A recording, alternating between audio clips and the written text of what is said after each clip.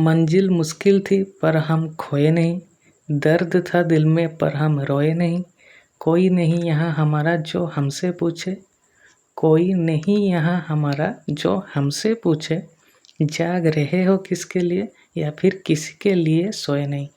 तो hello everyone, मु रोहित बेहरा आपनको पाई नहीं आसी इंडियन पॉलिटिर गोटे इंपोर्टाट टॉपिक जे होची आर्टिकल।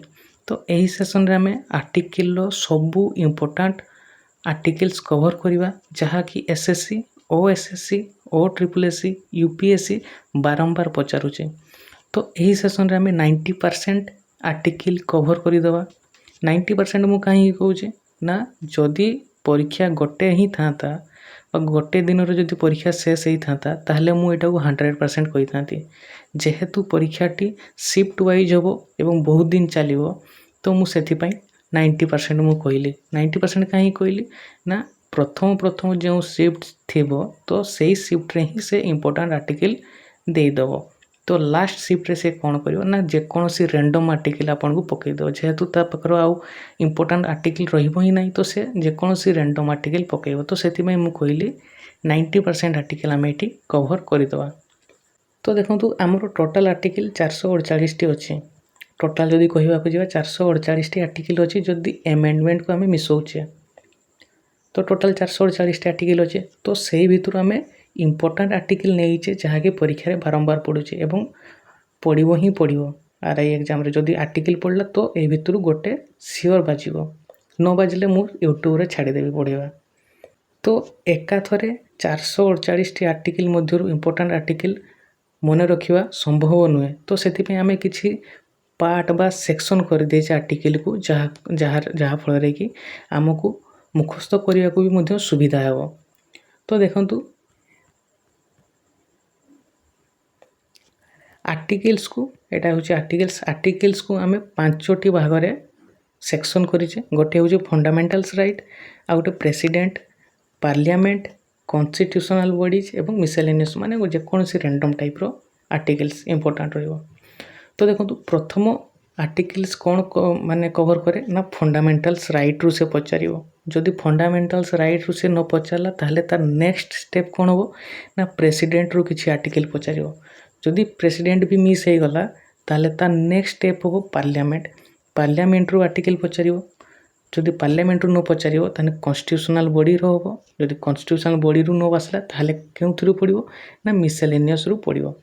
एवं शेड्यूल तो आप जानिथिबे 12टी शेड्यूल अच्छी जो टीयर्स ऑफ ओल्ड पीएम। तो एटा मु कहू ना कहीं एटा समस्त जानिथिबे। Tiers of old PM schedule जो अच्छी शॉर्ट ट्रिक सेटा आपन सब जानिथिबे, तो मु सेटा इनक्लूड करी नै।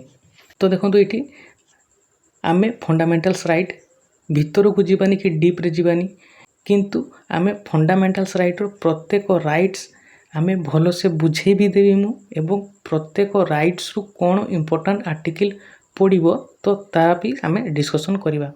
तो सेशन टी बहुत भलो अच्छी। आपन जदि नुआ करी आसुचंती किंबा ऑलरेडी सब्सक्राइबर अछंती तो वीडियो टी फुल देखंतु, काहेकि जदि एई वीडियो आपन मिस कर देबे तो बहुत लकी चांस आपन मिस कर देबे। वीडियो टी को शेष कर देखंतु, काहेकि मु प्रत्येक पार्ट को भलो से बुझेबी एवं आपनकर फंडामेंटल भी मध्य क्लियर हो जिवो। तो चलतु प्रथम स्टार्ट करिवा फंडामेंटल्स राइट रु। तो देखंतु फंडामेंटल्स राइट आगरु 7टी थिला। केतोटी फंडामेंटल राइट्स थिला ना 7टी, किंतु एबे केतोटी हे जी 6टी फंडामेंटल राइट हे जाइए। तो देखंतु सेही 6टी फंडामेंटल राइट कौन एवं सेही 6टी फंडामेंटल राइट को मु आपनको बहुत सहज भाषा रे बुझेई भी देबी एवं आपनको माइंड रे मध्य सेटा फीड हे जिवो। तो सेटा भूलिबे भी नहीं आपण माने। तो चलतु प्रथम फंडामेंटल राइट ऊपर डिस्कशन करवा। तो देखंतु प्रथम फंडामेंटल राइट कहला राइट टू इक्वालिटी माने समानतार अधिकार। तो यही राइट टू इक्वालिटी बा समानता अधिकार क्यों आर्टिकल रे अछि ना, आर्टिकल 14 रु 18 आमको कौन कहे ना समानतार अधिकार। तो यही समानतार अधिकार कौन ना, आमर संविधान यह कहे जे भारत रे जेते सबु कानून बा लॉ अछि ताहा समस्त पई इक्वल बा समान रहिबो। तो ये कौन, तो आर्टिकल 14 रु 18 कौन कहला बा राइट टू इक्वालिटी बा समानतार अधिकार कौन कहला ना, यह कहला जे ଭାରତରେ ଯେତେ ସବୁ କାନୁନ ବା ଲ ଅଛି ତାହା ସମସ୍ତଙ୍କ ପାଇଁ ଇକ୍ୱାଲ୍, ସମସ୍ତଙ୍କ ପାଇଁ ସମାନ ରହିବ। ତ ଏଇଟା ପ୍ରଥମ ଫଣ୍ଡାମେଣ୍ଟାଲ୍ସ ରାଇଟ୍ କହିଲା। ସେକେଣ୍ଡ ଫଣ୍ଡାମେଣ୍ଟାଲ୍ସ ରାଇଟ୍ କ'ଣ? ସେକେଣ୍ଡ ହେଉଛି right to freedom. Right to freedom ମାନେ ସ୍ୱତନ୍ତ୍ରତାର ଅଧିକାର। ତ ଏହି ସ୍ୱତନ୍ତ୍ରତାର ଅଧିକାର ବା ରାଇଟ୍ ଟୁ ଫ୍ରିଡ଼ମ୍ କେଉଁ ଆର୍ଟିକଲରେ କୁହାଯାଇଛି? ନା ଆର୍ଟିକଲ 19ରୁ 22 ମଧ୍ୟରେ ଆମର ରାଇଟ୍ ଟୁ ଫ୍ରିଡ଼ମ୍ ବିଷୟରେ କୁହାଯାଇଛି। ତ ଏହି ସ୍ୱତନ୍ତ୍ରତାର ଅଧିକାର କ'ଣ? ନା ଏହି ଯେ ଆର୍ଟିକଲ ଅଛି 19ରୁ 22 ସେ ଏହା କୁହେ କି ଭାରତର ସମସ୍ତ ନାଗରିକମାନଙ୍କର ନିଜସ୍ୱ ସ୍ୱତନ୍ତ୍ରତା ଅଛି। ମାନେ ଆପଣ ଯେମିତି ଚାହିଁବେ ସେମିତି ଜୀବନଯାପନ କରିପାରିବେ, ଯେଉଁଠିକୁ ଯିବା ପାଇଁ ଚାହିଁବେ ସେଇଠି ଆପଣ ଯାଇ ବି ପାରିବେ। ଏ ଦେଶ ହେଉଛି ଆପଣଙ୍କର ଏବଂ ଆପଣ ହେଉଛନ୍ତି ଏହି ଦେଶର। ଏଣ୍ଡ ଆପଣଙ୍କ ପର୍ସନାଲ ଲାଇଫରେ ଆପଣଙ୍କ ବିନା ଅନୁମତିରେ କେହି ବି ଇଣ୍ଟରଫେୟାର କରିପାରିବେ ନାହିଁ। ଯଦି ଆପଣ କିଛି ବଡ଼ ଧରଣର ଯଦି କାଣ୍ଡ କରିଦେଇଥିବେ ତାହେଲେ ସେଇଟା ଅଲଗା କଥା। ତ ଆର୍ଟିକଲ 19ରୁ 22 କ'ଣ କହିଲା? ନା ସମସ୍ତଙ୍କର ସ୍ୱତନ୍ତ୍ରତାର ଅଧିକାର ଅଛି। ତ ଏଇଟା ଭଲସେ ବୁଝା ହେଲା। ତ ନେକ୍ସଟ ଯିବା, ନେକ୍ସଟ ରାଇଟ୍ସ କ'ଣ କହିଲା? ନା ରାଇଟ୍ ଏଗେନଷ୍ଟ ଏକ୍ସପ୍ଲୋଇଟେସନ୍। ରାଇଟ୍ ଏଗେନଷ୍ଟ ଏକ୍ସପ୍ଲୋଇଟେସନ୍ ମାନେ ଶୋଷଣ ବିରୁଦ୍ଧରେ ଅଧିକାର। ତ ଶୋଷଣ ବିରୁଦ୍ଧରେ ଅଧିକାର ବା ରାଇଟ୍ ଏଗେନଷ୍ଟ ଏକ୍ସପ୍ଲୋଇଟେସନ୍ କେଉଁ ଆର୍ଟିକଲରେ କହିଛି? ନା ଆର୍ଟିକଲ 23ରୁ 24ରେ କହିଛି। ତ ଆର୍ଟିକଲ 23ରୁ 24 କ'ଣ କହିଲା? ନା ମାନେ ଯଦି କାହା ଉପରେ ଶୋଷଣ ହେଉଥିବ ବା ଅତ୍ୟାଚାର ହେଉଥିବ ତା ନୁହେଁ କି ସେ ସବୁ ସହିବ, ସେ ତା ବିରୁଦ୍ଧରେ ସ୍ୱର ଉତ୍ତୋଳନ କରିବ ବା ତା ବିରୁଦ୍ଧରେ ଲଢ଼ିବ ଏବଂ ଏହା ତାର ଅଧିକାର, ଯେଉଁଟାକି ଆର୍ଟିକଲ 23ରୁ 24 ଭିତରେ କୁହାଯାଇଛି। ତ ଭଲସେ ବୁଝିଗଲା ରାଇଟ୍ ନମ୍ବର 3କୁ। ତ ଚାଲନ୍ତୁ ଏବେ 4 ନମ୍ବର ରାଇଟ୍ କ'ଣ କହିଛି? 4 ନମ୍ବର ରାଇଟ୍ କହିଛି right to freedom of religion. Right to freedom of religion ମାନେ ଧର୍ମ ଉପରେ ସ୍ୱତନ୍ତ୍ରତା। ତ ଏଇଟା କେଉଁ ଆର୍ଟିକଲ କହିଛି? ନା ଆର୍ଟିକଲ 25ରୁ 28 କହିଛି ଯେ ଆମେ ଧର୍ମ ଉପରେ ସ୍ୱତନ୍ତ୍ରତା ଅଛେ। ମାନେ ଆପଣ ସମ୍ପୂର୍ଣ୍ଣ ରୂପରେ ଫ୍ରି ଅଛନ୍ତି ବା ସ୍ୱତନ୍ତ୍ର ଅଛନ୍ତି। ଆପଣ ଯେଉଁ ଧର୍ମ ଗ୍ରହଣ କରିବାକୁ ଚାହୁଁଛନ୍ତି ସେଇ ଧର୍ମ ଆପଣ ନେଇପାରିବେ। ଯଦି ଆପଣ ହିନ୍ଦୁ ନେବାକୁ ଚାହୁଁଛନ୍ତି ତ ହିନ୍ଦୁ ନେଇପାରିବେ। ଯଦି ଖ୍ରୀଷ୍ଟିଆନ ହେବାକୁ ଚାହୁଁଛନ୍ତି ତ ତାଙ୍କ ଧର୍ମ ବି ନେଇପାରିବେ। ଯଦି ଶିଖ ହେବା ପାଇଁ ଚାହୁଁଛନ୍ତି ତ ତାଙ୍କ ଧର୍ମ ବି ଆପଣ ନେଇପାରିବେ। ତ ଏହା କେଉଁ ଆର୍ଟିକଲରେ କୁହାଯାଇଛି? ନା ଆର୍ଟିକଲ 25ରୁ 28ରେ କୁହାଯାଇଛି। ସେଇଟା କ'ଣ? ନା right to freedom of religion. ତ ନେକ୍ସଟ ରାଇଟ୍ କ'ଣ କହିଲା? ନା କଲଚରାଲ ଏବଂ ଏଜୁକେସନାଲ ରାଇଟ୍ ମାନେ ଶିକ୍ଷା ଏବଂ ସଂସ୍କୃତିର ଅଧିକାର। ମାନେ ଶିକ୍ଷା ଉପରେ ଏବଂ ସଂସ୍କୃତି ଉପରେ କୁହାଯାଇଛି। ସେଇଟା କେଉଁ ଆର୍ଟିକଲରେ କୁହାଯାଇଛି? ନା ଆର୍ଟିକଲ 29ରୁ 30 ମଧ୍ୟରେ କୁହାଯାଇଛି କି ସମସ୍ତଙ୍କୁ ଶିକ୍ଷା ମିଳିବ ଏବଂ ସମସ୍ତଙ୍କର ସେଇଟା ଅଧିକାର ଅଛି। ନେକ୍ସଟ ଆର୍ଟିକଲ ବା ଲାଷ୍ଟ ଆର୍ଟିକଲ କ'ଣ କହିଛି? ନା ରାଇଟ୍ ଟୁ କନଷ୍ଟିଟ୍ୟୁସନାଲ ରେମେଡିଜ୍। ତାମାନେ ହେଉଛି ସାମ୍ବିଧାନିକ ଉପଚାର। ତ ସାମ୍ବିଧାନିକ ଉପଚାର ବା ରାଇଟ୍ ଟୁ କନଷ୍ଟିଟ୍ୟୁସନାଲ ରେମେଡିଜ୍ କେଉଁ ଆର୍ଟିକଲରେ କହିଛି? ନା ଆର୍ଟିକଲ 32ରୁ 35 କ'ଣ କହିଛି? ନା ସାମ୍ବିଧାନିକ ଉପଚାର। ତ ଏହା କ'ଣ? ମାନେ ଯଦି କେହି ବି ଆପଣଙ୍କର ଫଣ୍ଡାମେଣ୍ଟାଲ ରାଇଟ୍କୁ ଭାୟୋଲେଟ୍ କରେ ବା ଆପଣଙ୍କୁ ହର୍ଟ କରେ ବା ଆପଣଙ୍କ ଫଣ୍ଡାମେଣ୍ଟାଲ ରାଇଟ୍କୁ ନ ମାନେ ତାହେଲେ ଆପଣ ସୁପ୍ରିମକୋର୍ଟରେ ଆପଣଙ୍କର ଯାଚିକା ଦେଇପାରିବେ ବା ଏପିଲ କରିପାରିବେ। ଏବଂ ଆର୍ଟିକଲ 32 ଅନୁସାରେ ସୁପ୍ରିମକୋର୍ଟର ବି ଏହା ଅଧିକାର ଅଛି ଯେ ସେ ଆପଣଙ୍କ ଫଣ୍ଡାମେଣ୍ଟାଲ ରାଇଟ୍ ଉପରେ ଶୁଣାଣି କରିବ। ତ ଏହା ଥିଲା ଫଣ୍ଡାମେଣ୍ଟାଲ୍ସ ରାଇଟ୍ର ଓଭରଭ୍ୟୁ ଏବଂ ମୁଁ ଆପଣଙ୍କୁ କହୁଛି ଯେ ଆପଣ ଫଣ୍ଡାମେଣ୍ଟାଲ ରାଇଟ୍କୁ ସମ୍ପୂର୍ଣ୍ଣ କଭର କରନ୍ତୁ। ଏକ୍ଜାମ୍ ପୂର୍ବରୁ ଫଣ୍ଡାମେଣ୍ଟାଲ ରାଇଟ୍କୁ ସମ୍ପୂର୍ଣ୍ଣ କଭର କରନ୍ତୁ। ମୁଁ କେବଳ ଓଭରଭ୍ୟୁ କହିଦେଲି କେଉଁ ରାଇଟ୍ସରେ କ'ଣ ଅଛି, କିନ୍ତୁ ଆପଣ ସମ୍ପୂର୍ଣ୍ଣ ଫଣ୍ଡାମେଣ୍ଟାଲ୍ସ ରାଇଟ୍ କଭର କରନ୍ତୁ। ତ ଏବେ ଚାଲନ୍ତୁ ଯିବା କେଉଁ ଆର୍ଟିକିଲ୍ସ ଆପଣ ଏକ୍ଜାମ୍ରେ ଦେଖିବାକୁ ପାଇବେ ଏବଂ କେଉଁ ଆର୍ଟିକିଲ୍ସକୁ SSC, OSC, OSSC ବାରମ୍ବାର ପଚାରୁଛି ଫଣ୍ଡାମେଣ୍ଟାଲ୍ସ ରାଇଟ୍ ଭିତରୁ। ତ ଚାଲନ୍ତୁ ଆମେ ସେଇ ଆର୍ଟିକିଲ୍କୁ କଭର କରିବା। ତ ଦେଖନ୍ତୁ ପ୍ରଥମେ ଆମର ପ୍ରଥମ ଆର୍ଟିକିଲ୍ କ'ଣ? ପ୍ରଥମ ରାଇଟ୍ସ କ'ଣ? Right to equality. ତ ରାଇଟ୍ ଟୁ ଇକ୍ୱାଲିଟିରେ ମଧ୍ୟରେ 3ଟି ଇମ୍ପୋର୍ଟାଣ୍ଟ ଆର୍ଟିକିଲ୍ସ ଅଛି। ତ କ'ଣ ଆର୍ଟିକିଲ୍ସ ଅଛି? ତ ଦେଖନ୍ତୁ ପ୍ରଥମ ଆର୍ଟିକିଲ୍ସ ହେଲା ଆର୍ଟିକିଲ୍ 14। ତ ଆର୍ଟିକିଲ୍ସ 14 କ'ଣ କହିଲା? ନା 14 କହିଲା ଇକ୍ୱାଲିଟି ବିଫୋର୍ ଲ। तो इक्वालिटी बिफोर लॉ बा आर्टिकल 14 कौन कहे ना यह कहे जे देशर जहाँ भी कानून बा लॉ अच्छी ताहा समस्त समान से ओडिशारू हो पारू किंबा एमपी रु किंबा दिल्ली रु किंबा मुंबई रु समस्त समान रहिबो आर्टिकल बा लॉ बा कानून आम देशर जहाँ कानून रहिबो समस्त समान रहिबो सेटा किए कहला आर्टिकल 14 कहला। नेक्स्ट आर्टिकल होची आर्टिकल 17। आर्टिकल 17 कौन कहला ना एबोलिशन ऑफ अनटचेबिलिटी। तो यहाँ गोटे इम्पोर्टाट रहिबो एटा मने रखिबे एटा आर्टिकल 17। आर्टिकल 17 होची इम्पोर्टाट एबोलिशन ऑफ अनटचेबिलिटी माने आउ देखंतु ଏହା ହେଉଛି एसएससी रो गोटे धरम पुओ। एसएससी प्राय तो यही क्वेश्चन सब बेले रिपीट करि थाए।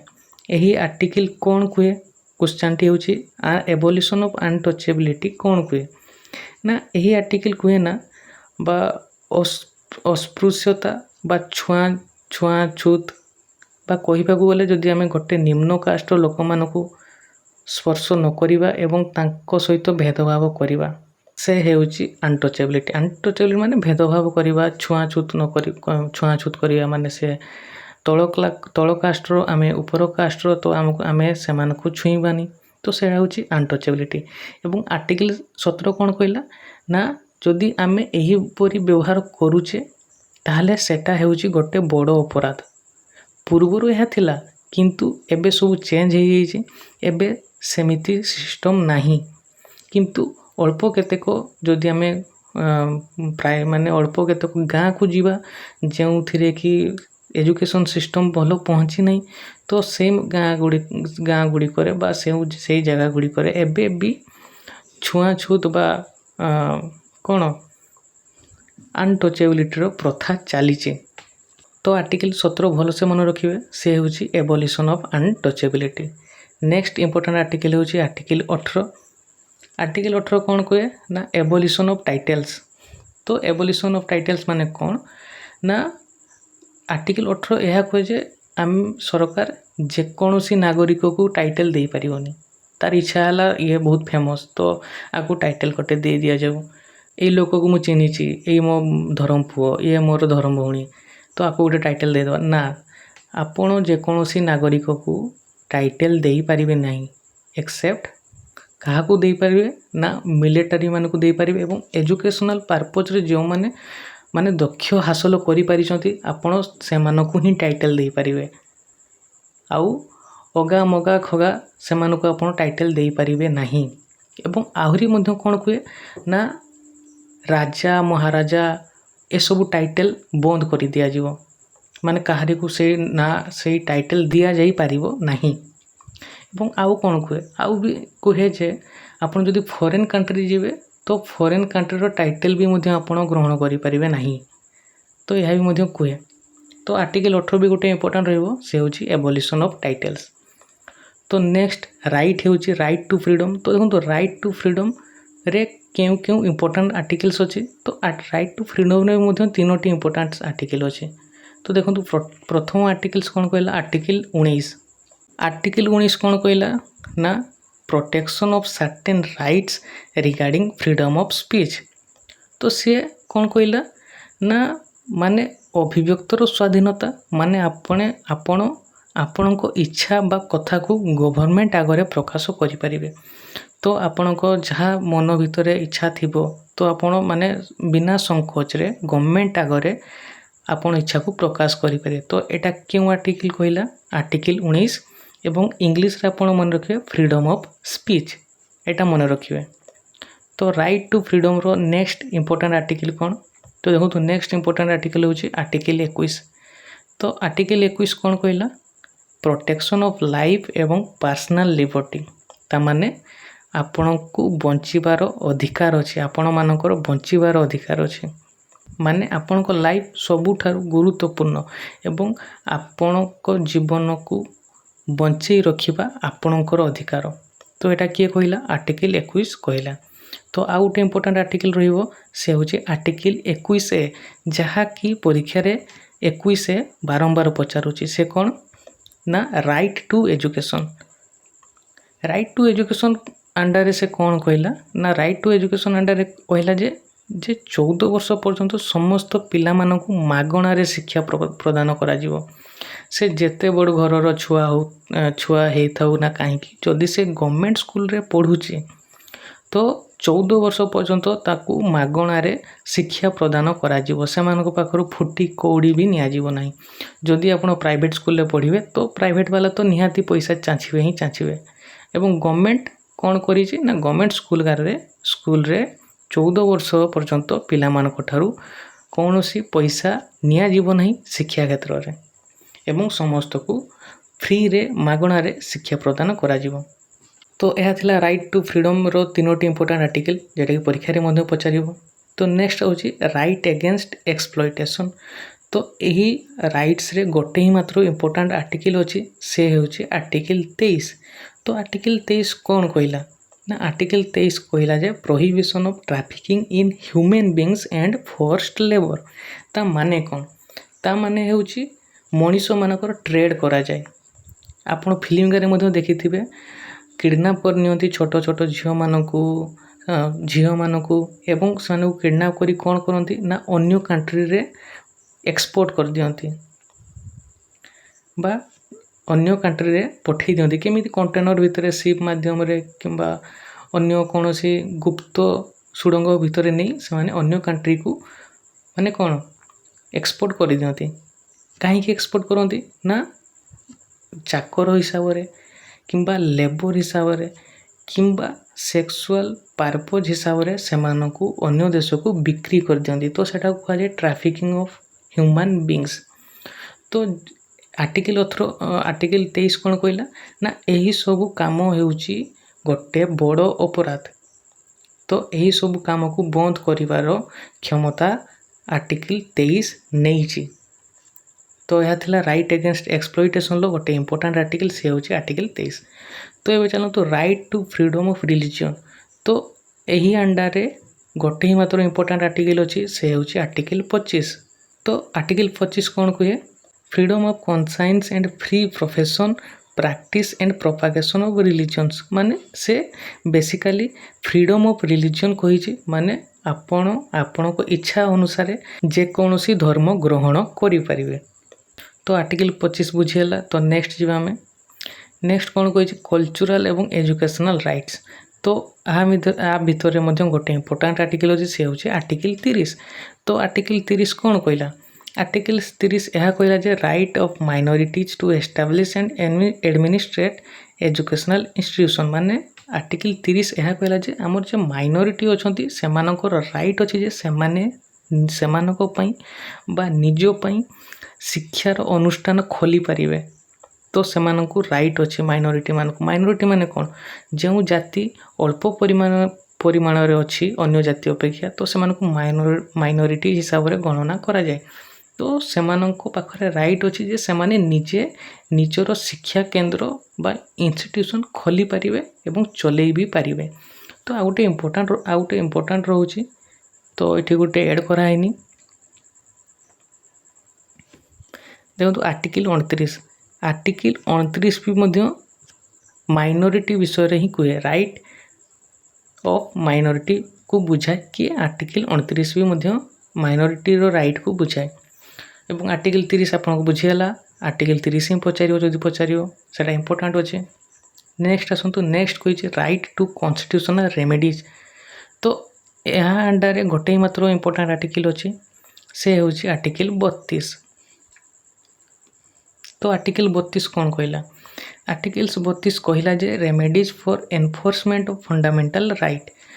ତ ଆର୍ଟିକଲ୍ 32 କ'ଣ କହିଲା ନା ଯଦି କେହି ଉପରୋକ୍ତ କୌଣସି ଆର୍ଟିକଲ୍କୁ ନ ମାନିଲା ବା ଆପଣଙ୍କୁ ଶୋଷଣ କରିବାକୁ ଲାଗିଲା ବା ଆପଣଙ୍କ ଫ୍ରିଡ଼ମ୍କୁ ଭାୟୋଲେଟ୍ କଲା, ତାହେଲେ ଆର୍ଟିକଲ୍ 32 ଅନୁସାରେ ଆପଣ ସୁପ୍ରିମକୋର୍ଟରେ ଏପିଲ୍ କରିପାରିବେ ବା ସୁପ୍ରିମକୋର୍ଟର କବାଟକୁ ଠକ୍ ଠକ୍ କରିପାରିବେ। ଏବଂ ଯେହେତୁ ସୁପ୍ରିମକୋର୍ଟ ହେଉଛି ସବୁଠାରୁ ବଡ଼, ତ ତା ପାଖରେ ଡୋରବେଲ୍ ବି ଥିବ, ଆପଣ ତା ଡୋରବେଲ୍କୁ ମଧ୍ୟ ବଜେଇ ଦେଇପାରିବେ ଏବଂ ସେ ଆପଣଙ୍କ ଆର୍ଟିକଲ୍ 32 ଅନୁସାରେ ଆପଣଙ୍କର ଫଣ୍ଡାମେଣ୍ଟାଲ୍ସ ରାଇଟ୍ ଉପରେ ଶୁଣାଣି ଦେଇ ବି ଦେବ। ତ ଆଉ ଗୋଟେ ଇମ୍ପୋର୍ଟାଣ୍ଟ ହେଉଛି ଏହି आर्टिकल 32 को सबू आर्टिकल बड़ बापा भी मध्य कहुए माने बापा मानकर बापा गॉडफादर भी आर्टिकल 32 को कहुए। तो यह थिला फंडामेंटल्स राइट रो किछि इंपोर्टेंट आर्टिकल्स। तो चलते एबे नेक्स्ट को जीवा। नेक्स्ट कौन कही ना प्रेसिडेंट ऊपर आसीबा। प्रेसिडेंट रे मध्य किछि इंपोर्टेंट आर्टिकल्स अछि। जदि फंडामेंटल रू न पचारुछि क्वेश्चन तो प्रेसिडेंट रे से आर्टिकल पचारिबो। तो प्रेसिडेंट रे सीरियल वाइज 52 रु 62 पर्यंत अछि आर्टिकल। इंपोर्टेंट आर्टिकल अछि एवं आपण एठी सहजरे मध्य बुझी परिबे केउ आर्टिकल कोन कहिছে। तो देखो प्रेसिडेंट तरफ प्रथम आर्टिकल हूँ आर्टिकल 52। आर्टिकल 52 कौन कहे ना कहे द प्रेसिडेंट ऑफ इंडिया माने इंडिया जड़े प्रेसिडेंट रहिबा दरकार बा इंडिया प्रेसिडेंट पद खाली रहिबो नहीं। इंडिया जड़े प्रेसिडेंट रहिबो ही रहिबो एवं यही प्रेसिडेंट रो टर्म टाको माने इंडिया जड़े प्रेसिडेंट हेबा दरकार। तो प्रेसिडेंट रो टर्म को कहार कॉन्स्टिट्यूशन लु उठाई बर कराई केउ देशर कॉन्स्टिट्यूशन लु बर कराई ना यूएस कॉन्स्टिट्यूशन रु से बर कराई कौन ना प्रेसिडेंट टर्म को यूएस कॉन्स्टिट्यूशन लु बर कराई। तो सेटा ही मध्य सेपरेट सेशन करदेवी मु माने केउ कंट्री रु कौन सब बर कराई एवं तार सब शॉर्ट ट्रिक्स भी मध्य जनईदेवी आपण। तो टेंशन नेबेनी। आज आम आर्टिकल सब कंप्लीट करवा जते सब इंपोर्टेंट आर्टिकल रहिबो आम सब सीटी आज क्लियर करदेवा। तो देखो आर्टिकल 52 कहला जे इंडिया जड़े प्रेसिडेंट हम ही हम एवं ता पद खाली पड़ोनी। तो आर्टिकल 52 कहला इंडिया प्रेसिडेंट हम। तो आर्टिकल 53 कौन कहला आर्टिकल 53 कहला executive power of the union माने राष्ट्रपति पाखरे यूनियन रो शक्ति थिबो माने यही देश को चलेबार शक्ति थाए। क्या पाखरे राष्ट्रपति पाखरे देश को चलेबार समस्त शक्ति थाए। सेटा क्यों आर्टिकल कहला आर्टिकल 53 कहला। नेक्स्ट आर्टिकल होची आर्टिकल 54। आर्टिकल 54 कौन कहला ना इलेक्शन ऑफ प्रेसिडेंट माने भारत रे जे नागरिक प्रेसिडेंट हेबो से इलेक्शन माध्यम रे हेबो सिलेक्शन माध्यम रे हेबो नहीं। इलेक्शन माने सबू माने इलेक्शन करा जिवो प्रेसिडेंट पाई प्रेसिडेंट पोस्ट पाई इलेक्शन करा हबो। जदि से जितिला ताहले से प्रेसिडेंट हेबो किंतु सिलेक्शन प्रोसेस रो करा जिवोनी माने आकु करा जिवो साइन कर दिया जिवो ये राष्ट्रपति हेबो साइन कर दिया गला एवं से राष्ट्रपति हे गला। तो से सिलेक्शन माध्यम रे से हेबोनी राष्ट्रपति हेबा पई तारो इलेक्शन मध्य करा जिवो। तो आर्टिकल 54 सेटा कहला। आर्टिकल 55 कौन कहला ना manner of election of president. ता माने कौन ना जे राष्ट्रपति इलेक्शन हेबो से केमिति हेबो एवं तारो प्रोसीड्योर कौन कौन रहिबो से विषय रे केउ आर्टिकल कहला ना आर्टिकल 55 कहला। नेक्स्ट आर्टिकल कौन नेक्स्ट आर्टिकल होची आर्टिकल 56। आर्टिकल 56 कौन कहला ना term of office of president. ता माने राष्ट्रपति रो ऑफिस टर्म विषय रे कहइबो बा कार्यकाल विषय रे कहइबो एवं राष्ट्रपति को कार्यकाल केते वर्ष राष्ट्रपति को कार्यकाल 5 वर्ष 5 ईयर। तो राष्ट्रपति कार्यकाल 5 वर्ष। तो यहाँ मन रखिए। नेक्स्ट देखो नेक्स्ट आर्टिकल कहला आर्टिकल 57। आर्टिकल 57 कौन कहला ना एलिजिबिलिटी फॉर री इलेक्शन। ता माने कौन ना भारत रो राष्ट्रपति री इलेक्टेड हे पारिबो बा गोटिए लोक 2 थर राष्ट्रपति रो इलेक्शन लड़ी पारिबो बा राष्ट्रपति हे पारिबो। तो सेटा कौन किए कहला ना आर्टिकल 57 कहला। एवं इंडिया रे जड़े केते थर राष्ट्रपति पे इलेक्शन लड़ी पारिबो ना अनलिमिटेड टाइम से लड़ी पारिबो जते पर्यंत जीवन थिवो जब तक है जान जते पर्यंत जीवन थिवो से सेते पर्यंत राष्ट्रपति रो इलेक्शन बा री इलेक्टेड हे पारिबो अनलिमिटेड टाइम। किंतु लाइफ अनलिमिटेड नुहे लिमिटेड थाए जन्म नहींचो मरिबो निहाती। तो चलो तो नेक्स्ट आर्टिकल दिवा। नेक्स्ट आर्टिकल होची आर्टिकल 58। आर्टिकल 58 कौन कहला ना qualification for election as president. ता माने कौन ना ता माने होची राष्ट्रपति हेबा पई गोटे व्यक्ति पाखरे कौन कौन क्वालिफिकेशन थिबा दरकार सेटा किए कहला आर्टिकल 58 कहला। क्वालिफिकेशन माने कौन दरकार ना से जने भारतर नागरिक हेबा दरकार बयस 35 वर्ष हेबा दरकार कौन सी इलीगल मामला रे ताको ना नथिबा दरकार यही सब किसी क्वालिफिकेशन दरकार राष्ट्रपति पई इलेक्शन लड़िया पई। तो नेक्स्ट इंपोर्टेंट आर्टिकल होची आर्टिकल 59। आर्टिकल 59 कौन कहे ना नेचर ऑफ ऑफिस ता माने कौन ना ता माने होची राष्ट्रपति केमिति ता कार्य करि परिबो बा कार्य करिवार क्षमता कौन कौन हेई परिबो से विषय किए कहे ना आर्टिकल 59 कहे। नेक्स्ट आर्टिकल देखो नेक्स्ट इंपोर्टेंट अच्छी आर्टिकल 60। आर्टिकल 60 कौन कहे ना ओथ ऑफ प्रेसिडेंट ता माने ना राष्ट्रपति जिते बड़े अपॉइंट हेबो से शपथ कौन ग्रहण करिवो तो आर्टिकल 60 रे शपथ ग्रहण करिबा विषय रे कही थाए बा लेखा हेई थाए एटा गोटे इंपोर्टेंट रहइबो आर्टिकल 60। आर्टिकल 61 आर्टिकल 61 कौन कहे ना इम्पिचमेंट एटा भेरी भेरी इंपोर्टेंट आर्टिकल 61 हेउची भेरी भेरी इंपोर्टेंट आर्टिकल 61 से कौन कहे ना इम्पिचमेंट विषय रे कहइबो ता माने कौन ना अभियोग इम्पिचमेंट माने कौन अभियोग ना ये आर्टिकल कौन कहे ना राष्ट्रपति को तांको पदरु हटेगा पई गोटे ही उपाय अछि से हेउची इम्पिचमेंट बा अभियोग बा दोषी साब्यस्त करेदवा जदि आपण राष्ट्रपति को हटेगा पई चाहूचंती ताहले आपण को तांको विरुद्ध रे प्रॉपर अभियोग आनी परिबे जेउथिरे कि से काम पई दायी बोली प्रमाण हेबे तो आपण जदि सेटा करि दोचंती ताहले आपण राष्ट्रपति को तांको पदरु हटेई पारिबे तो सेटा को कोन कहवा गला इम्पिचमेंट कहवा गला एवं केउ आर्टिकल सेटा कहै जे ना आर्टिकल 61 रे कहै जे तो एटा इंपोर्टेंट रहइबो आर्टिकल 61।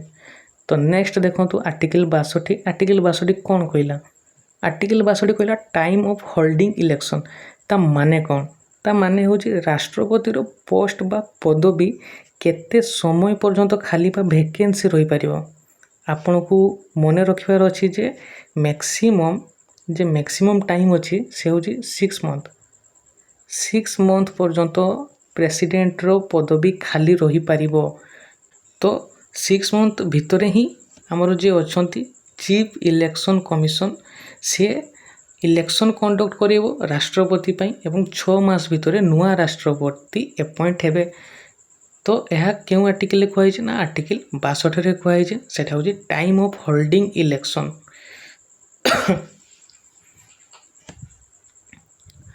आ गोटे आर्टिकल अछि राष्ट्रपति को सहित रिलेटेड एठी मु लेखि नै सेटा गोटे अलगा पार्ट तो सेटा आसे होची आर्टिकल 72।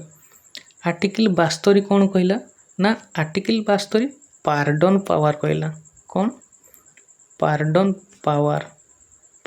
पावर ऑफ प्रेसिडेंट ता माने कौन ना ता माने होची राष्ट्रपति को पाखरे क्षमादान करिवार क्षमता अछि माने जदि आपण को मृत्यु दंड दिया जाइथियो जदि आपण को मृत्यु दंड दिया जाइथियो ताले राष्ट्रपति पाखरे तांकर शक्ति अछि जे आपण को मृत्यु दंड को से क्षमा करि देबे जदि आपण को फांसी हेबा को जाउतो तो से चाहिए से फांसी को अटके भी पारिबे तो यह तांकर पावर अछि कार प्रेसिडेंट रो बा राष्ट्रपति को तो एटा गोटे इंपोर्टेंट रहइबो इंपोर्टेंट अछि article 72 pardon power veto power अछि विभिन्न पावर अछि जदि मु राष्ट्रपति विषय रे कहिबी माने डीप रे बोर्ड हेबी ताले से सब कह जिवो किंतु जेहेतु पाखरे अछि एग्जाम तो यह सब रहिबो इंपोर्टेंट आर्टिकल राष्ट्रपति को पई।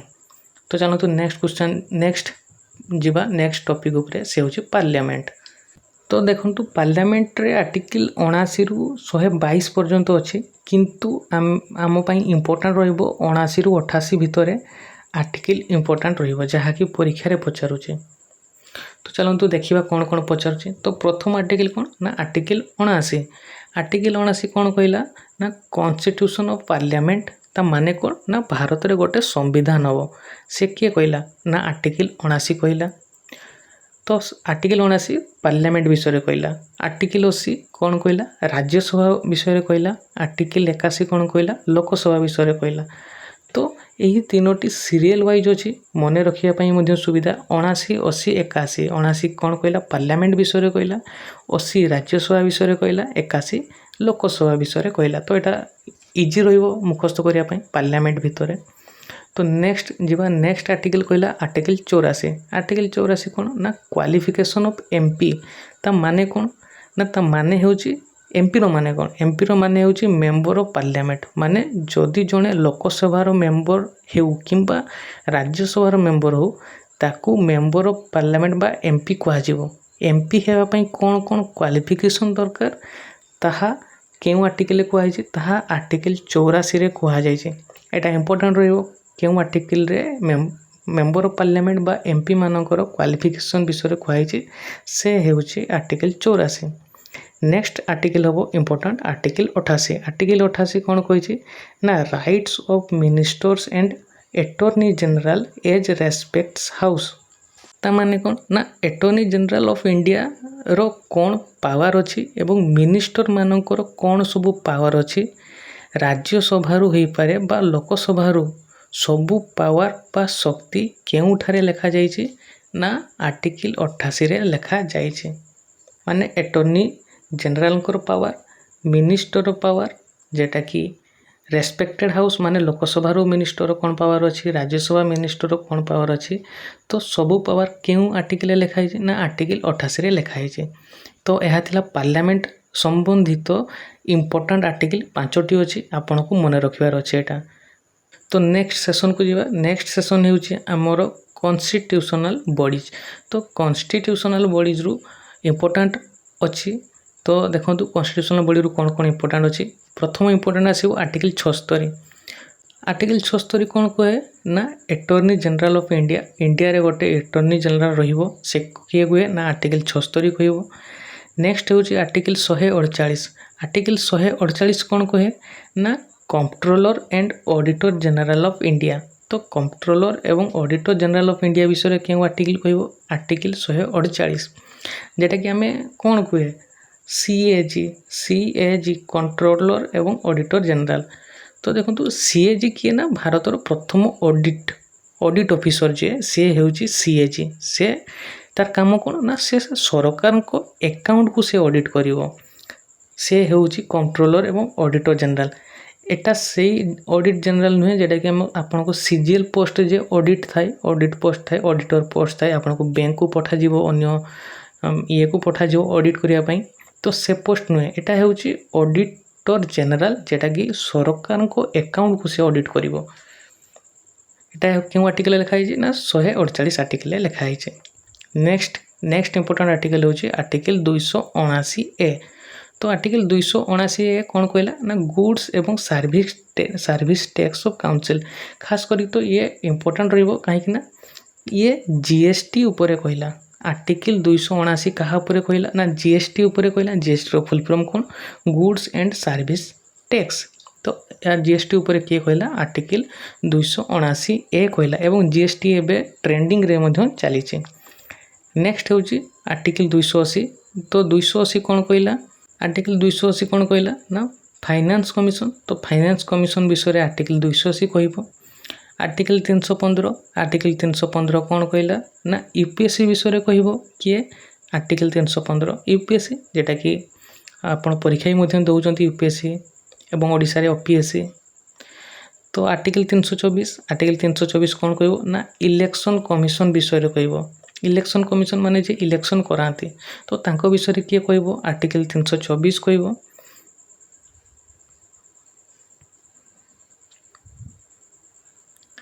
तापरे होची आर्टिकल 338। आर्टिकल 338 कहा विषय कहइबो ना national commission for schedule caste विषय रे किए कहइबो ना 338 कहइबो। तो एटा ठीक देखंतु 338 कोन कहला शेड्यूल कास्ट विषय रे कहला। जदि आमे एठी ए लगे दबा ताहले से शेड्यूल ट्राइब विषय रे कहइबो। जदि बी लगे दबा माने 338 बी ताहले से बैकवर्ड क्लासेस विषय रे कहइबो। तो 338 national commission for schedule caste विषय रे कहइबो। 338 ए शेड्यूल ट्राइब विषय रे कहइबो। 338 बी बैकवर्ड क्लासेस विषय रे कहइबो। तो यह थिला कॉन्स्टिट्यूशनल बॉडीज रो किछि इंपोर्टेंट आर्टिकल। तो चलंतु एबे नेक्स्ट सेशन रे जीवा।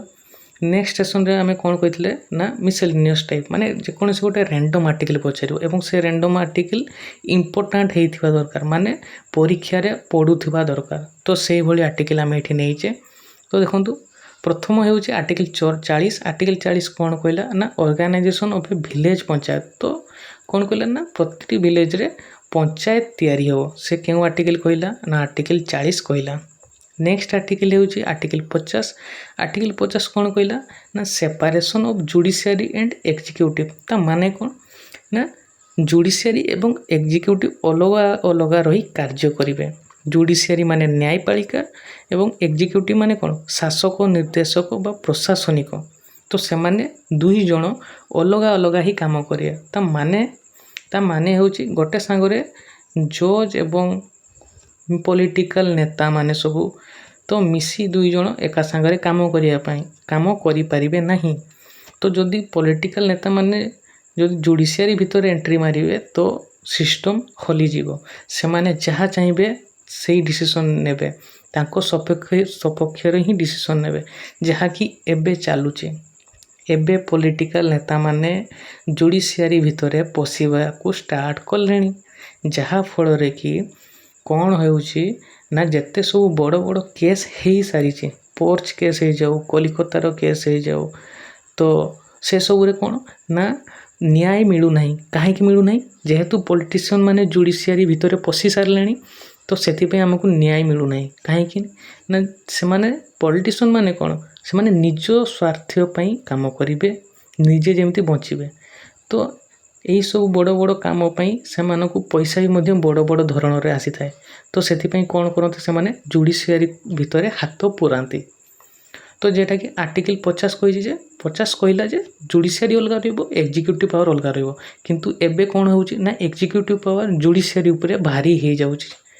काहे कि भारी होउची पैसा सबु कारण होउची पैसा। एवं जदि आ गोटे कथा एवं जदि भी धरा भी पडुचंती जदि भी जने एक्सीडेंट कर दी धरा पडुचंती ताकू कौन कहउछु ना 300 वर्ड रो गोटे एसे लिखि दियो पळै जिवो। माने एहा हेउची जुडिशियरी हमर एवं धिक एमिति जुडिशियरी को। नेक्स्ट इंपोर्टेंट आर्टिकल होउची आर्टिकल 108 एम्बुलेंस गाड़ी नुहे से आर्टिकल 108 अलगा अछि नने एम्बुलेंस गाड़ी आपण भाबे। तो देखो आर्टिकल 108 कहला joint sitting of parliament. Joint sitting of parliament माने ना जेतेबेले लोकसभा एवं राज्यसभा को एका संगे मीटिंग करबा को डका जाए ताकू जॉइंट सिटिंग कहा जाए। तो जॉइंट सिटिंग रे कौन हबो ना लोकसभा एवं राज्यसभा दुई जण थिबे से सिटिंग रे। आउ कौन कौन क्वेश्चन आसी परिबो ना एही सिटिंग एही जॉइंट सिटिंग को किए डाकी परिबो कहारो डाकिवार क्षमता আছে ना प्रेसिडेंट ही जॉइंट सिटिंग डाकी परिबो। एवं एही सिटिंग रे एही जॉइंट सिटिंग रे लीड किए करिवो ना लीड ऑलवेज स्पीकर ही करिवो। लीड किए करिवो स्पीकर। तो आपण न्यूज चैनल भी देखिथिबो जेतले भाषण चली थाए तो गोटे पार्टी रे विरोधी दल आ गोटे पार्टी रूलिंग दल बसतांती एवं मझरे किए थाए स्पीकर महोदय थांती। तो एउ माने भावना एटा ए एटा बी तो ए दलर जेते सब नेता थिबे से बी दलर कुकर्म को कहिबे बी दलर जेते सब नेता थिबे सब ए दलर कुकर्म को कहिबे एवं झगड़ा आरंभ हेबो। एवं से मानको लीड किए करिवो ना स्पीकर जे एठी बसी थिबो मझरे एवं ताकू एमाने सुनिबा को बाध्य। काहा को सुनिबा को बाध्य स्पीकर महोदय को सुनिबा को एमाने बाध्य दुई जण। तो नेक्स्ट कौन कही आर्टिकल 110 कही। आर्टिकल 110 कौन कही ना मनी बिल उपर कही एटा गोटे इंपोर्टेंट रहिबो मनी बिल क्यों आर्टिकल कहै ना आर्टिकल 110 रे कहै। नेक्स्ट हो आर्टिकल 112 कौन कही ना बजेट कही। बजेट माने एटा बजेट खाली रही गला बजेट नुहे एटा फाइनेंस बजेट हबो। फाइनेंस बजेट नुहे फाइनेंस प्लान भी केते जगह आपण देखियो पयो। फाइनेंस प्लान विषय रे क्यों आर्टिकल कहै ना आर्टिकल 112 कहै जेटा कि हमें एबे बजेट कहूचे। तो ये बजेट कोन ना प्रति वर्ष रे एबे बजेट बाहरुची से अनुसार एवं आमरो इंडिया रे क्यों टाइप रो बजेट चले आमो इंडिया रे जीरो बेस्ड बजेट चले।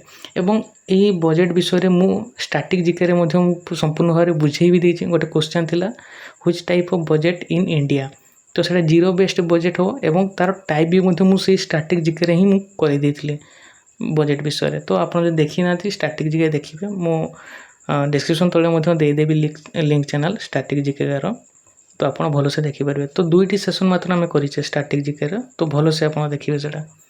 तो चलंतु आर्टिकल 112 कौन कहला बजेट उपरे कहला नेक्स्ट आर्टिकल हो आर्टिकल 117। आर्टिकल 117 कौन कहला ना फाइनान्स बिल उपरे कहला। तो ये तीनोटी इंपोर्टाट रहिबो। तो ये तीनोटी इंपोर्टाट रहिबो। गोटे हूँ मनी बिल जेटा कि आर्टिकल 110 कहला। बजेट बा फाइनान्स प्लान मन रखिए एटा गोटे फाइनान्स प्लान जेटा कि आर्टिकल 112 कहला। एवं फाइनान्स बिल एटा प्लान नुह एटा बिल कही फाइनान्स बिल आर्टिकल 117 कहला। तो यहाँ गोटे इंपोर्टाट रही मन रखिए। नेक्स्ट हूँ रिट्स। तो आमर रिट्स 5 प्रकार रिट्स अच्छे। तो मुझे कही ना डीप को जाई ना रिट्स 5 प्रकार रिट मुझे कहि भी ना किंतु केवल एतिकी कहबी जे रिट्स मध्य दुईटी इंपोर्टाट आर्टिकल अच्छे जेटा कि परीक्षा रे आसीबार क्षमता अच्छे। तो से दुई आर्टिकल मुझे कहबी एवं रिट्स मध्य कहबी ना 5टी रिट्स मुझे कहबी ना कहीं बहुत समय चल जाव रिट्स जदि बुझेबा जीवी। तो अन्य सेसन में मुझे बुझेदेवी जेहेतु यही सेसन में आर्टिकल कवर करुचे तो सबू इंपोर्टाट आर्टिकल आम ये कवर करा। तो देखो रिट्स रे दुई प्रकार आर्टिकल अच्छे गोटे आर्टिकल 32 आ गोटे आर्टिकल 226। तो देखो आर्टिकल 32 कौन कहला। तो देखो आर्टिकल 32 सुप्रीमकोर्ट विषय एवं आर्टिकल 226 हाईकोर्ट विषय कह माने कौन ना आर्टिकल 32 को आधार करी सुप्रीमकोर्ट कौन कह ना फंडामेंटाल्स राइट उपरे रिट्स दे पारिबो। सुप्रीमकोर्ट केवल फंडामेंटाल राइट्स उपरे ही रिट्स दे पारिबो। एवं आर्टिकल 226 को आधार करी हाईकोर्ट कौन करिवो ना हाईकोर्ट फंडामेंटाल्स राइट एवं लोकल राइट को मध्य रिट्स दे पारिबो। माने ये दुईटा को दबो रिट्स फंडामेंटाल राइट्स एवं लोकल राइट्स को मध्य से रिट्स दबो कि हाईकोर्ट एवं सुप्रीमकोर्ट केवल फंडामेंटाल्स राइट उपरे रिट्स दे पारिबो। तो यह था रिट्स रो इंपोर्टाट माने रिट्स भितर इंपोर्टाट आर्टिकल। तो नेक्स्ट चलो देखा नेक्स्ट आउ 4टी अच्छी इंपोर्टाट आर्टिकल। तो देखो आर्टिकल 44 कौन कहला यूनिफॉर्म सिविल कोड। तो ये क्वेश्चन टी परीक्षा रे पढ़ी सारी यूनिफॉर्म सिविल कोड सेटा कि आर्टिकल 44 कही। तो देखो यूनिफॉर्म सिविल कोड माने ना जो भी कानून बा न्याय करा समस्त ऊपर अप्लाई करहब। आगर मुझे जे जहाँ भी कानून करा से समस्त ऊपर लागू हम सेटा यूनिफॉर्म सिविल कोड जेटा गोवा रे मध्य एटा लागू नहीं गोवा रे एटा लागू हम नहीं कानून ताकर सेटा अच्छी। आर्टिकल 155 आर्टिकल 155 कौन कहला ना अपॉइंटमेंट ऑफ द गवर्नर माने गवर्नर अपॉइंटमेंट हम। तो गवर्नर माने राज्यपाल अपॉइंटमेंट क्यों आर्टिकल कहुई ना आर्टिकल 155 रे कहुई। आर्टिकल 172 आर्टिकल 172 कौन कही ना duration of state legislature duration केते रहिबो। तो सेटा क्यों आर्टिकल कहुई ना आर्टिकल 172 रे कहुई। तो आपण आ गोटे जिनस मन रखु स्टेट लेजिस्लेचर दुई प्रकार थाए गोटे कौन गोटे हूँ विधान सभा गोटे हूँ विधान सभा आ गोटे कौन आ गोटे विधान परिषद विधान सभा आ गोटे विधान परिषद। तो स्टेट लेजिस्लेचर दुई प्रकार विधान सभा एवं विधान परिषद। तो विधान सभार केते वर्ष थाए ड्यूरेशन थाए केते वर्ष विधान सभार ना विधान सभार 5 वर्ष ड्यूरेशन थाए एवं विधान परिषदर केते वर्ष ड्यूरेशन थाए ना 6 वर्षर ड्यूरेशन थाए। एवं आ गोटे आम ओडिशार आम स्टेट लेजिस्लेचर केमिति ना यूनिकैमेराल। तो ओडिशार स्टेट लेजिस्लेचर हूँ यूनिकैमेराल किंतु इंडियार लेजिस्लेचर कौन से हूँ बाइकैमेराल। कहीं बाइकैमेराल माने सेठी दुई प्रकार हाउस थाए गोटे लोकसभा गोटे राज्यसभा से बाइकैमेराल आमर इंडियार लेजिस्लेचर एवं ओडिशार लेजिस्लेचर हूँ यूनिकैमेराल। तो नेक्स्ट आर्टिकल देखो आर्टिकल 243 के 243 के कौन कहला ना इलेक्शन टू द पंचायत एवं 243 केवल 243 भी पंचायत राज सिस्टम को मध्य बुझाए पंचायत राज सिस्टम को बुझेब। देखो 243 के इलेक्शन टू द पंचायत को बुझेब एवं 243 पंचायत राज सिस्टम को मध्य बुझेब एवं यही सिस्टम भितर मध्य बहुत डीप अच्छी ଯେଉଁଥିରେ କି ଓମେନ୍ ମାନଙ୍କ ରିଜର୍ଭେସନ୍ ମଧ୍ୟରେ ଲେଖା ହେଇଛି ଓମେନ୍ ମାନଙ୍କୁ କେତେ % ରିଜର୍ଭେସନ୍ ଦିଆଯିବ ପଞ୍ଚାୟତ ରାଜ ସିଷ୍ଟମ୍ ଅଣ୍ଡରରେ। ତ ଏସବୁ ଲେଖା ହେଇଛି। ତ ଏଇଟା ଗୋଟେ ଇମ୍ପୋର୍ଟାଣ୍ଟ ଆର୍ଟିକଲ୍ ରହିବ। ଆର୍ଟିକଲ୍ 243 କ'ଣ କହିଲା ଇଲେକ୍ସନ୍ ଟୁ ଦ ପଞ୍ଚାୟତ, 243 କ'ଣ କହିଲା ନା ପଞ୍ଚାୟତ ରାଜ ସିଷ୍ଟମ୍କୁ ସେ ବୁଝେଇଲା। ତ ନେକ୍ସଟ ଚାଲନ୍ତୁ ଦେଖିବା ନେକ୍ସଟ ଆଉ କିଛି ଅଦର ଇମ୍ପୋର୍ଟାଣ୍ଟ ଆର୍ଟିକଲ୍ ଯେଉଁଟାକି ଆମର ଲାଷ୍ଟ ସେସନ୍ ରହିବ ଏଇଟା। ତ ଏଇଟା କମ୍ପ୍ଲିଟ୍ ହେଲେ ଆମର ସବୁ ସରିଯିବ। ତ ଦେଖନ୍ତୁ କ'ଣ କହିଲା। ତ ଆଉ ଗୋଟେ ଦେଖନ୍ତୁ ଆଉ ଗୋଟେ ମୁଁ ପ୍ରାୟତଃ ଏଡ଼୍ କରିବାକୁ ଭୁଲି ଯାଇଛି। ଗୋଟେ 330 ଅଛି ଆର୍ଟିକଲ୍ 330 ଆର୍ଟିକଲ୍ 330 ଅନୁସାରେ କ'ଣ ନା ଆର୍ଟିକଲ୍ 330 ଅନୁସାରେ ସେ କୁହେ ଯେ ଲୋକସଭାରେ ଯେ SC ଏବଂ STର ସିଟ୍ ଅଛି ବା ରିଜର୍ଭେସନ୍ ଅଛି ତା ବିଷୟରେ ଆମେ ଆର୍ଟିକଲ୍ 330ରୁ ଜାଣିପାରିବା। ମାନେ SC ST ମାନଙ୍କୁ ଲୋକସଭାରେ ରିଜର୍ଭେସନ୍ ଦିଆଯାଏ, ତାଙ୍କ ପୋଷ୍ଟ ଉପରେ ରିଜର୍ଭେସନ୍ ଦିଆଯାଏ। ତ ତା ବିଷୟରେ ଆମେ 330ରେ ଆମେ ଜାଣିପାରିବା। ତ ଏଇଟା ଗୋଟେ ରହିଛି, ଏତେ ଇମ୍ପୋର୍ଟାଣ୍ଟ ନାହିଁ, ମୁଁ ସେଥିପାଇଁ ଲେଖିନଥିବି ବୋଧେ। ତ ଦେଖନ୍ତୁ ଅଦର ଇମ୍ପୋର୍ଟାଣ୍ଟ ଆର୍ଟିକଲ୍ ଆମେ ଏଇଠି ଦେଖିନେବା। ଆର୍ଟିକଲ୍ 48 ଏଇ 5ଟି ବହୁତ ଇମ୍ପୋର୍ଟାଣ୍ଟ ଅଛି, ଆପଣ ଟିକେ ମନେ ରଖିବେ ଭଲସେ। ଆର୍ଟିକଲ୍ 48 କ'ଣ କହିଲା ନା protection and improvement of environment, ମାନେ ଏନଭାଇରନମେଣ୍ଟକୁ ସୁରକ୍ଷା ପ୍ରଦାନ କରାଯିବ। ମାନେ ଆପଣ ମନଇଚ୍ଛା ଚାହିଁଲେ ଯେଠି ଚାହିଁଲେ ସେଠି ଏକ କରିପାରିବେ ନାହିଁ। ଆପଣ ଯେଠି ଚାହିଁଲେ ସେଠି ପାନ ମସଲା ଖାଇ ନାଲିଆ ପାଣି ଫିଙ୍ଗିବେ ନାହିଁ।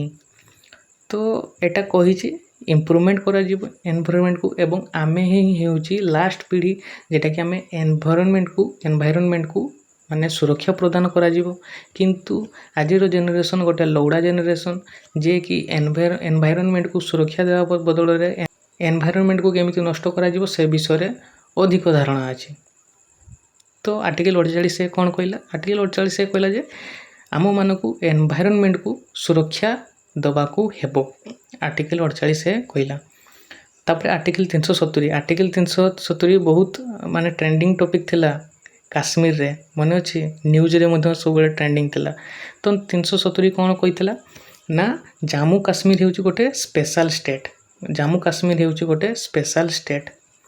କିନ୍ତୁ ଏ ନରେନ୍ଦ୍ର ମୋଦିଙ୍କ ଆସିବା ପରେ ଏଇ 370ର ଧାରାଟାକୁ ଉଠେଇ ଦିଆଗଲା, ରିମୁଭ୍ କରିଦିଆଗଲା। ତ ଆଉ ଏବେ ଜାମ୍ମୁ କାଶ୍ମୀର ସ୍ପେଶାଲ ଷ୍ଟେଟ୍ ହେଇନାହିଁ, ସେ ଇଣ୍ଡିଆର ଗୋଟେ ଷ୍ଟେଟ୍ ହେଇଯାଇଛି। ଆଗରୁ ଥିଲା ଜାମ୍ମୁ କାଶ୍ମୀର ଗୋଟେ ସ୍ପେଶାଲ ଷ୍ଟେଟ୍ ଥିଲା, ଯାହାକି ପାକିସ୍ତାନ ମଧ୍ୟ ଅକୁପାଇ କରିଥିଲା। ଏବଂ ସେଟା କେଉଁ ଧାରାରେ ଥିଲା? ଆର୍ଟିକଲ୍ 370 ଧାରାରେ ଥିଲା। କିନ୍ତୁ ଏବେ 370 ଧାରା ଉଠିଯାଇଛି, ରିମୁଭ୍ ହେଇଯାଇଛି। ସେଟା ଏବେ 370 ଧାରାଟି ରିମୁଭ୍ ହେଇଯାଇଛି ଏବଂ ଜାମ୍ମୁ କାଶ୍ମୀର ଏବେ ଆଉ ସ୍ପେଶାଲ ଷ୍ଟେଟ୍ ହେଇନାହିଁ, ସେ ଏବେ ଇଣ୍ଡିଆର ଗୋଟେ ଷ୍ଟେଟ୍ ହେଇଯାଇଛି। ତ ଭଲସେ ମନେ ରହିଲା 370। ତ ନେକ୍ସଟ ଆର୍ଟିକଲ୍ ହେଉଛି ଆର୍ଟିକଲ୍ 35। ଆର୍ଟିକଲ୍ 35 କ'ଣ କହିଲା ନା ଜାମ୍ମୁ ଆଣ୍ଡ କାଶ୍ମୀର କନଷ୍ଟିଟ୍ୟୁସନ୍, ଜାମ୍ମୁ କାଶ୍ମୀରର କନଷ୍ଟିଟ୍ୟୁସନ୍ ଉପରେ କେଉଁ ଆର୍ଟିକଲ୍ କହିଲା? 335A କହିଲା। ଏବଂ ଏଇ ଧାରା ବି ରିମୁଭ୍ ହେଇଯାଇଛି। ମାନେ ଯେହେତୁ ଜାମ୍ମୁ କାଶ୍ମୀର ଇଣ୍ଡିଆର ଗୋଟେ ଷ୍ଟେଟ୍ ହେଇଗଲା, ତ ତାର ଗୋଟେ ସ୍ପେଶାଲ କନଷ୍ଟିଟ୍ୟୁସନ୍ ହେବାର ଆବଶ୍ୟକତା ହିଁ କିଛି ନାହିଁ। ତ ସେଥିପାଇଁ ତ ଏଇ 2ଟି ଆର୍ଟିକଲ୍ ଉଠି ଗଲାଣି। ତ ମନେ ରହିବ ଜାମ୍ମୁ କାଶ୍ମୀର ଗୋଟେ ସ୍ପେଶାଲ ଷ୍ଟେଟ୍ ଥିଲା, 370 ଧାରାରେ ଲେଖା ହେଇଥିଲା, ଯେଉଁଟାକି ଏବେ ରିମୁଭ୍ ହେଇଯାଇଛି। ଆଉ ଗୋଟେ କ'ଣ ନା ଆଉ ଗୋଟେ ଥିଲା ଜାମ୍ମୁ କାଶ୍ମୀରର ଗୋଟେ ନିଜସ୍ୱ କନଷ୍ଟିଟ୍ୟୁସନ୍ ହେବ, ଯେଉଁଟାକି 335 ନା ଯେଉଁଟାକି 35Aରେ ଲେଖା ହେଇଛି ଏବଂ ସେଟା ବି ମଧ୍ୟ ରିମୁଭ୍ ହେଇଯାଇଛି। ତ ନେକ୍ସଟ ଚାଲନ୍ତୁ ନେକ୍ସଟ ଯିବା। ନେକ୍ସଟ ଆର୍ଟିକଲ୍ ହେଉଛି ଆର୍ଟିକଲ୍ 243K। 243K କ'ଣ କହିଲା ନା ଇଲେକ୍ସନ୍ ଟୁ ଦ ପଞ୍ଚାୟତ। ତ ଏଇଟା ରିପିଟ୍ ହେଇଯାଇଛି। ତ ଏଇ କ୍ୱେଶ୍ଚନଟି ରିପିଟ୍ ହେଇଯାଇଛି। ତ ଏଇଟା ରିପିଟ୍ ହେଇଯାଇଛି, ଏଇଟା ନୁହେଁ, ପିଛଲା ସ୍ଲାଇଡ଼୍ର ଏଇଟା ରିପିଟ୍ ହେଇଯାଇଛି। ନେକ୍ସଟ ଇମ୍ପୋର୍ଟାଣ୍ଟ ଆର୍ଟିକଲ୍ ହେଉଛି ଏମର୍ଜେନ୍ସି। ତ ଦେଖନ୍ତୁ ଆମର ଏମର୍ଜେନ୍ସି କେତୋଟି ଅଛି? ଏଇଟା ଗୋଟେ ଇମ୍ପୋର୍ଟାଣ୍ଟ କ୍ୱେଶ୍ଚନ୍। ଆମ ଇଣ୍ଡିଆରେ କେତେ ପ୍ରକାର ଏମର୍ଜେନ୍ସି ଅଛି ସେଇଟା ବି ମଧ୍ୟ ଜାଣିବା ଦରକାର। ତ ଦେଖନ୍ତୁ 3 ପ୍ରକାର ଏମର୍ଜେନ୍ସି ଅଛି ଇଣ୍ଡିଆରେ। କ'ଣ? ନ୍ୟାସନାଲ୍ ଏମର୍ଜେନ୍ସି, ଷ୍ଟେଟ୍ ଏମର୍ଜେନ୍ସି ଏବଂ ଫାଇନାନ୍ସ ଏମର୍ଜେନ୍ସି। ତ ନ୍ୟାସନାଲ୍ ଏମର୍ଜେନ୍ସି କେଉଁ ଆର୍ଟିକଲ୍ରେ କୁହାଯାଇଛି? ଆର୍ଟିକଲ୍ 352ରେ କୁହାଯାଇଛି। ଷ୍ଟେଟ୍ ଏମର୍ଜେନ୍ସି 356ରେ କୁହାଯାଇଛି। ଫାଇନାନ୍ସ ଏମର୍ଜେନ୍ସି 360ରେ କୁହାଯାଇଛି। ଯଦି ଆପଣ ଭଲସେ ଦେଖିବେ ଆଙ୍କ ଭିତରେ 4 ବର୍ଷର ଗ୍ୟାପ୍ ରହିଛି, ତ ମୁଖସ୍ଥ କରିବା ପାଇଁ ସୁବିଧା ରହିବ। क्वेश्चन ହେଉଛି ଆମ ଇଣ୍ଡିଆରେ କେତେ ପ୍ରକାର ଏମର୍ଜେନ୍ସି ଅଛି? 3 ପ୍ରକାର ଏମର୍ଜେନ୍ସି ଅଛି। କ'ଣ କ'ଣ? ନା national emergency, state emergency, finance emergency. National emergency ମାନେ କ'ଣ? ନା ନ୍ୟାସନାଲ୍ ଏମର୍ଜେନ୍ସି ହେଉଛି ଜାତୀୟ ଜରୁରୀକାଳୀନ ପରିସ୍ଥିତି। ତା ମାନେ ହେଉଛି ଅନ୍ୟ ଦେଶ ଆମ ଦେଶ ଉପରେ ଯଦି ଆକ୍ରମଣ କରେ ତାହେଲେ ସେଟା ନ୍ୟାସନାଲ୍ ଏମର୍ଜେନ୍ସି ହେବ ଏବଂ ସେଟାକୁ କିଏ କରେଇବ? ରାଷ୍ଟ୍ରପତିର ପାୱାର ଅଛି ଯେ ସେ ଯଦି ଅନ୍ୟ ଦେଶ ଆମ ଦେଶ ଉପରେ ଆକ୍ରମଣ କରିବ ତାହେଲେ ରାଷ୍ଟ୍ରପତିର ପାୱାର ଅଛି ସେ ନ୍ୟାସନାଲ୍ ଏମର୍ଜେନ୍ସିର ଘୋଷଣା କରିଦେବ। ସେଟା କେଉଁ ଆର୍ଟିକଲରେ କହିଛି? 352 ଆର୍ଟିକଲରେ କହିଛି। ତ ଏବେ ଚାଲନ୍ତୁ ଷ୍ଟେଟ୍ ଏମର୍ଜେନ୍ସି ମାନେ କ'ଣ?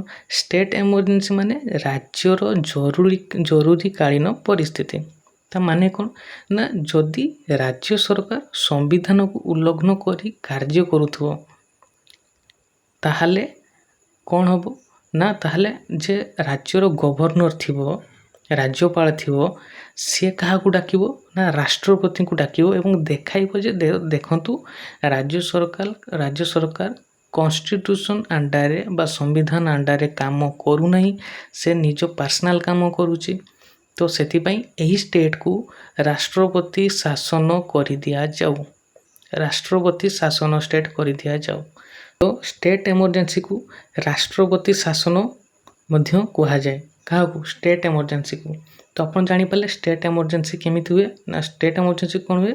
ନା ଯଦି ଆମର ସେଇ ଷ୍ଟେଟ୍ର ଯେ ସରକାର ଥିବ ସେ ଯଦି କାମ ନ କରିବ ତ ଗଭର୍ଣ୍ଣର କ'ଣ କହିବ? ରାଷ୍ଟ୍ରପତିଙ୍କୁ ଡକେଇବ ଏବଂ ଦେଖେଇବ ଯେ ରାଜ୍ୟ ସରକାର କାମ କରୁନି ଏବଂ ସେତେବେଳେ ଷ୍ଟେଟ୍ ଏମର୍ଜେନ୍ସି ଲାଗିଯିବ ଏବଂ ଷ୍ଟେଟ୍ ଏମର୍ଜେନ୍ସି ଲାଗିକି ସେ ଷ୍ଟେଟ୍ଟି ରାଷ୍ଟ୍ରପତି ଶାସନରେ ଚାଲିଯିବ ଏବଂ ସେଟା କେଉଁ ଆର୍ଟିକଲରେ କୁହାଯାଇଛି? ଆର୍ଟିକଲ 56ରେ କୁହାଯାଇଛି।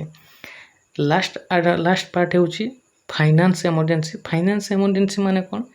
ନା ଯେ ଫାଇନାନ୍ସ ଏମର୍ଜେନ୍ସି ମାନେ କ'ଣ? ଆର୍ଥିକ ଜରୁରୀକାଳୀନ ପରିସ୍ଥିତି। ତା ମାନେ ନା ଯେ ରାଜ୍ୟ ସରକାର ବା କେନ୍ଦ୍ର ସରକାରଙ୍କ ପାଖରେ ଏତିକି ବି ପଇସା ନଥିବ ଯାହାକି ଯେ ସେ ନିଜ ଲୋକମାନଙ୍କୁ ଦରମା ବି ଦେଇପାରିବନି ବା ଡେଲି ବେସିସ୍ରେ ତା ଖର୍ଚ୍ଚ ବି କରିପାରିବାର ସକ୍ଷମ ନଥିବ।